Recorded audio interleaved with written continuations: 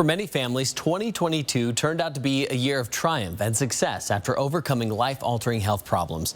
Emily Bloom gives us a look back at some of the most touching moments we shared over the past 12 months in this Miracle Monday story.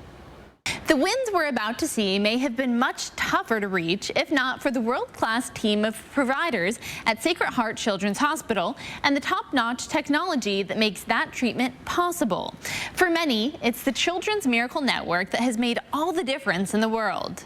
After the fact, how impacted we actually were by the Children's Miracle Network. Now that we've learned more and more, kind of being on the other side, it's evident what a force that is. It's been over 4 years, but today, Mike and Karina Kelsey are still feeling thankful for the care their baby boys received through Sacred Heart's NICU. Every time we drive on the freeway and pass the hospital, we wave to the babies and to the nurses and doctors in the hospital, just to kind of remind the boys that that's where their journey started, and again, just so grateful for that care. Jack and Leah made an early entrance to our world after being delivered at 29 weeks. We are both runners, so we tried to think of it as kind of like running a marathon where we knew that we kind of just had to stay in the moment and stay in the mile. Today, they're thriving thanks to care and encouragement just like this. Hey, let's not worry about survive. We've done all that. Let's thrive. Dr. Carl Garabedian says at a certain point, it's important for kids to just be kids. The more that they normalize their lives and the more that they act normal, the better they're going to do long term. That's a message the Chapman family learned early on. You can't live in a bubble, and we have to, make the most of every day. They manage everyday life, camping included, around their son's cystic fibrosis treatments. It feels like it's like vibrating my whole body, and it's like Yeah. Does it hurt you?